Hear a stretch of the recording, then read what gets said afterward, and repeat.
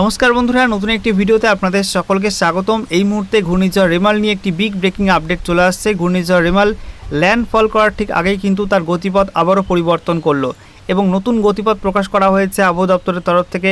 সেই গতিপথ ধরে কিন্তু এগোবে, এমনটাই আবহাওয়া দপ্তর থেকে জানানো হচ্ছে। ইতিমধ্যে একাধিক আবহাওয়া সংস্থা ঘূর্ণিঝড় রেমালের নতুন গতিপথ প্রকাশ করেছে অফিসিয়াল নোটিফিকেশন আকারে। তো বিভিন্ন আবহাওয়া মডেলের মাধ্যমে কিন্তু দেখানো হচ্ছে যে এই ঘূর্ণিঝড় ঠিক কোন অংশে ল্যান্ডফল করবে, তারপরে ল্যান্ডফল করার পর স্থলভাগের উপর দিয়ে কোন অংশ দিয়ে এটা যাবে, কোন অংশে এর ব্যাপক প্রভাব পড়বে এবং কোন অংশে এর মাঝারি প্রভাব থাকবে এবং কোন অংশে এটার হালকা বিস্তর প্রভাব থাকবে, সেগুলো কিন্তু দেখানো হয়েছে। তো এই মুহূর্তে ঘূর্ণিঝড় রেমাল কিন্তু উপকূলের খুব কাছে চলে এসছে এবং যার ফলে এই মুহূর্তে সমুদ্র উত্তাল এবং উপকূলবর্তী যে সমস্ত অঞ্চল রয়েছে, দক্ষিণ চব্বিশ পরগনা, পূর্ব মেদিনীপুর, পশ্চিম মেদিনীপুর, সেই সমস্ত অঞ্চলে কিন্তু এই মুহূর্তে ব্যাপক ঝোড়ো হাওয়া বইছে। তো ভিডিওটি ভালো লেগে থাকলে অবশ্যই ভিডিওটি একটি করে লাইক দেবেন এবং অবশ্যই ভিডিওটি প্রচুর পরিমাণে শেয়ার করবেন এবং সেই সঙ্গে নতুন দর্শক হয়ে থাকলে লেটেস্ট ভিডিও আপডেট সবার প্রথমে পাওয়ার জন্য চ্যানেলটিকে সাবস্ক্রাইব করে নিয়ে পাশে থাকা বেল আইকনে ক্লিক করে অল নোটিফিকেশন অপশানটিকে অন করে রাখবেন। লেটেস্ট আপডেট আপনি সবার প্রথমে পেয়ে যাবেন। তো প্রথমে আপনাদেরকে দেখাবো এই মুহূর্তে ঘূর্ণিঝড় রেমাল কোথায় রয়েছে, স্যাটেলাইট ইমেজ অর্থাৎ উপগ্রহ চিত্র কি বলছে এবং কোন পথে এগিয়ে যাবে, সমস্ত কিছু আপনাদেরকে দেখাবো। তো দেখতেই পাচ্ছেন এই মুহূর্তে কিন্তু উপকূলের খুব কাছে রয়েছে ঘূর্ণিঝড় রেমাল এবং আগামী কয়েক ঘন্টার মধ্যে কিন্তু এর ল্যান্ডফলের প্রক্রিয়া শুরু হয়ে যাবে। তো দেখতেই পাচ্ছেন যে বিস্তীর্ণ অঞ্চল জুড়ে এই মুহূর্তে বঙ্গোপসাগরের বিস্তীর্ণ অঞ্চল জুড়ে কিন্তু কালো মেঘ রয়েছে, যে সমস্ত অঞ্চলে কিন্তু ব্যাপক ঝড় বৃষ্টি হচ্ছে, ঠিক আছে। এবং সেই সঙ্গে জানানো হচ্ছে যে এই মুহূর্তে কিন্তু সিভিয়ার সাইক্লোনিক স্টর্ম আকারেই এটা উপকূলে আছড়ে পড়বে পশ্চিমবঙ্গ এবং সেই সঙ্গে বাংলাদেশ উপকূলে কিন্তু সিভিয়ার সাইক্লোনিক স্টর্ম অর্থাৎ শক্তিশালী সামুদ্রিক ঘূর্ণিঝড় রূপে কিন্তু এটা আছড়ে পড়বে এবং স্থলভাগে এটা ল্যান্ডফল করার পর কিন্তু কিছুটা শক্তি হারাবে। শক্তি হারিয়ে এটা কিন্তু সাইক্লোনিক স্টর্ম অর্থাৎ শুধুমাত্র ঘূর্ণিঝড় রূপে এটা কিন্তু এগিয়ে যাবে এবং তারপর কিন্তু এটা একটু এগোনোর পর আবারও শক্তি ক্ষয় করবে এবং শক্তি ক্ষয় করে ডিপ ডিপ্রেশন অর্থাৎ গভীর নিম্নচাপে পরিণত হবে, ঠিক আছে। এবং তারপরে সেটা উত্তর পূর্ব দিকে বাঁক নিয়ে এটা কিন্তু ধীরে ধীরে নিম্নচাপ অর্থাৎ ডিপ্রেশনে পরিণত হয়ে যাবে এই ঘূর্ণিঝড় রেমালটা। তো বন্ধুরা, এই মুহূর্তে আপনারা দেখতে পাচ্ছেন ঘূর্ণিঝড় রেমালের গতিপথ নিয়ে নতুন অফিসিয়াল নোটিফিকেশন ওপেন করলাম। এটা কিছুক্ষণ আগেই কেন্দ্রীয় আবহাওয়া দপ্তরের তরফ থেকে প্রকাশ করা হয়েছে, যেখানে বলা হচ্ছে ফোরকাস্ট ট্র্যাক অ্যালং উইথ কোন of uncertainty in association with severe cyclonic Sturm Remal over north বে অফ বেঙ্গল বেসড অন, এখানে টাইম দেওয়া আছে এবং ডেটও দেওয়া আছে। তো এই মুহূর্তে আপনারা দেখতে পাচ্ছেন যে ঘূর্ণিঝড় রেমাল সেটা কিন্তু সিভিয়ার সাইক্লোনিক স্টর্ম অর্থাৎ শক্তিশালী সামুদ্রিক ঘূর্ণিঝড় রূপে কিন্তু উপকূলে আসতে পড়বে পশ্চিমবঙ্গ এবং সেই সঙ্গে সংলগ্ন বাংলাদেশ উপকূলের মধ্যে কিন্তু এটা ল্যান্ডফল হবে।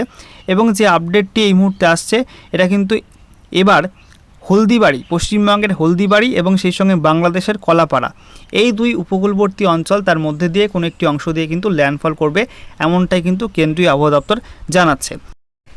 এবং সেই সঙ্গে আপনাদেরকে জানিয়ে রাখি, এর আগে আবহাওয়া দপ্তর থেকে ঘূর্ণিঝড় রেমালের যে সম্ভাব্য গতিপথ প্রকাশ করা হয়েছিল সেখানে দেখানো হচ্ছিল যে ঘূর্ণিঝড় রেমাল পশ্চিমবঙ্গ বাংলাদেশ উপকূলের খেপুপাড়া এবং সেই সঙ্গে সাগর আইল্যান্ডের মধ্যে কোনো একটি অংশ দিয়ে ল্যান্ডফল করবে এবং সেটা কিন্তু উত্তর দিকে এগোতে থাকবে এবং সেই সঙ্গে পশ্চিমবঙ্গের যে কলকাতা রয়েছে সেই কলকাতা সিটির ওপর দিয়ে কিন্তু এটা আছড়ে পড়বে, এমনটা কিন্তু আগের ফোরকাস্টে বলা হচ্ছিল। বাট ল্যান্ডফল করার কিছুক্ষণ আগে কিন্তু এই ঘূর্ণিঝড় রেমাল তার গতিপথ পরিবর্তন করছে এবং এটা কিন্তু উত্তর পূর্ব দিকে বাঁক নিচ্ছে। আপনারা দেখতেই পাচ্ছেন এটা কিন্তু উত্তর পূর্ব দিকে কিন্তু বাঁক নিচ্ছে এবং বিস্তীর্ণ অঞ্চল জুড়ে, বাংলাদেশের বিস্তীর্ণ অঞ্চল জুড়ে কিন্তু এর প্রভাব সবচেয়ে বেশি থাকবে। পশ্চিমবঙ্গেও কিন্তু প্রভাব থাকবে, কিন্তু পশ্চিমবঙ্গের থেকে বাংলাদেশের এর প্রভাব কিন্তু বেশি থাকবে। এটা বলা হচ্ছে যে বাংলাদেশের শ্যামনগর এবং সেই সঙ্গে খুলনা, এছাড়া ফরিদপুর, লোহাগাড়া, এই সমস্ত অঞ্চল দিয়ে কিন্তু এই ঘূর্ণিঝড়টা আছড়ে পড়বে।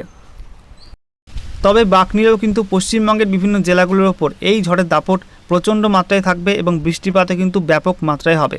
তো এটা হচ্ছে মূল ট্র্যাক ঘূর্ণিঝড় রেমালের। এরপরে আপনাদেরকে ডিটেল ট্র্যাকটা দেখাই। তো দেখতে পাচ্ছেন এটা কিন্তু ডিটেল ট্র্যাক, ঠিক আছে।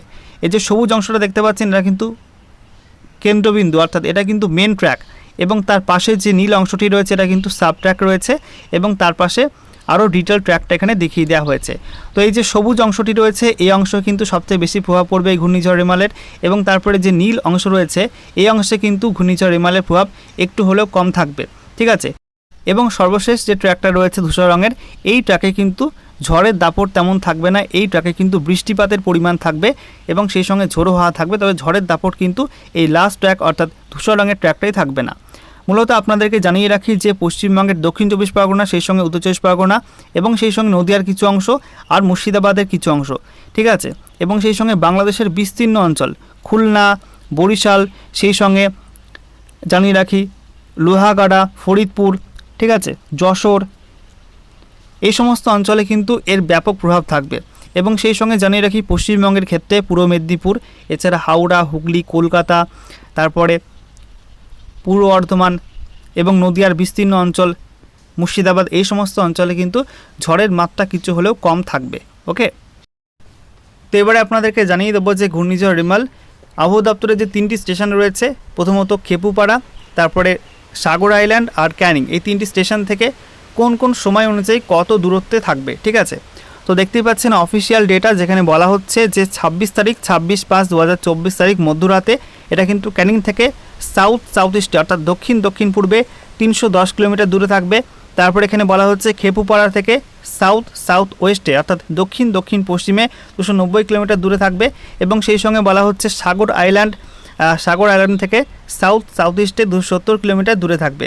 তারপরে এটা কিন্তু সকালে সিভিয়ার সাইক্লোনিক স্টর্ম হয়ে গেছে এবং এটা বলা হচ্ছে 26 মে 2024 তারিখ দুপুর 12টার সময় এটা বলা হচ্ছে ক্যানিং থেকে 150 কিলোমিটার দূরে থাকবে সাউথ ইস্টে অর্থাৎ দক্ষিণ পূর্বে কিন্তু 150 কিলোমিটার দূরে অবস্থান করবে। তারপরে খেপুপাড়া থেকে বলা হচ্ছে সাউথ ওয়েস্টে অর্থাৎ দক্ষিণ পশ্চিমে 160 কিলোমিটার দূরে অবস্থান করবে এবং সাগর আইল্যান্ড থেকে কিন্তু সাউথ ইস্টে অর্থাৎ দক্ষিণ পূর্বে 140 কিলোমিটার দূরে অবস্থান করবে এবং সেই সঙ্গে বলা হচ্ছে 26 মে 2024 তারিখ সন্ধ্যা 6টার সময় এটা ক্যানিং থেকে সাউথ ইস্টে অর্থাৎ দক্ষিণ পূর্বে 80 কিলোমিটার দূরে অবস্থান করবে, অর্থাৎ খুব কাছে চলে আসবে এবং সেই সঙ্গে খেপুপাড়া থেকে কিন্তু 90 কিলোমিটার ওয়েস্টে অর্থাৎ খেপুপাড়া থেকে 90 কিলোমিটার পশ্চিম দিকে অবস্থান করবে এবং সেই সঙ্গে বলা হচ্ছে সাগর আইল্যান্ডে সন্ধ্যা 6টার সময় কিন্তু ইস্ট 120 অর্থাৎ পূর্ব দিকে 120 কিলোমিটার দূরে অবস্থান করবে এবং সেই সঙ্গে জানানো হচ্ছে